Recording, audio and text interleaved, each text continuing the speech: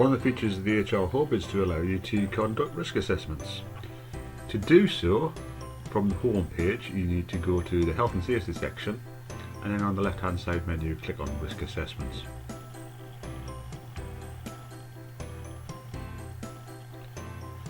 This will open up on a page with risk assessments, which are new risk assessments in progress, and those that are complete.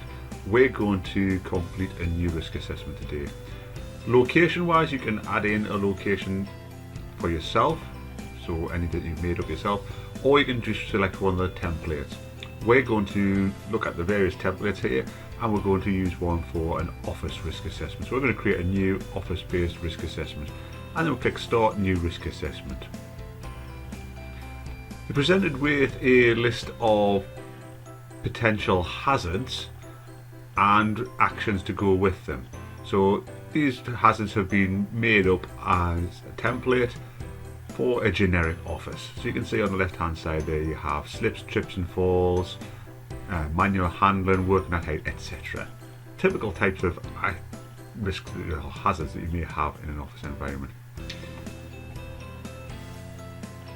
If these types of risks or hazards don't apply in your office, then you just click on does not apply. If they do apply, then you can look at the various different aspects of that. So for example, cables are away from the main workflow and routes, traffic routes, etc.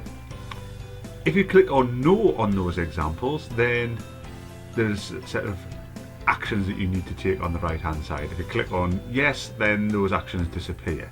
So you need to work your way through each of the particular aspects of these hazards and decide whether they apply to your workplace or not. If you decide that there is something that applies, you then assign the action to somebody to put that right. I'm going to assign that to myself.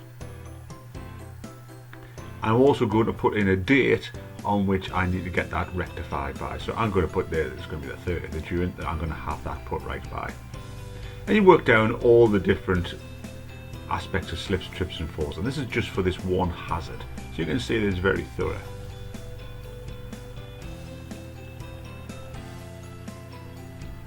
We'll just do a couple of others here. We're going to treat this one quite sort of loosely because it's an example, so we don't want to go through every single example that's in there.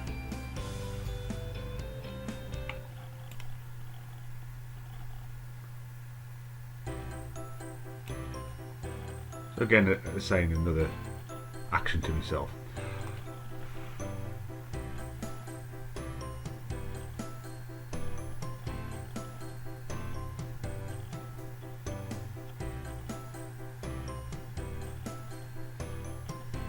When we get to the bottom of that particular hazard, we can decide who this applies to, and everything is ticked as a default. So we can say, do we neighbouring premises going to be affected, or members of the public, or others going to be affected?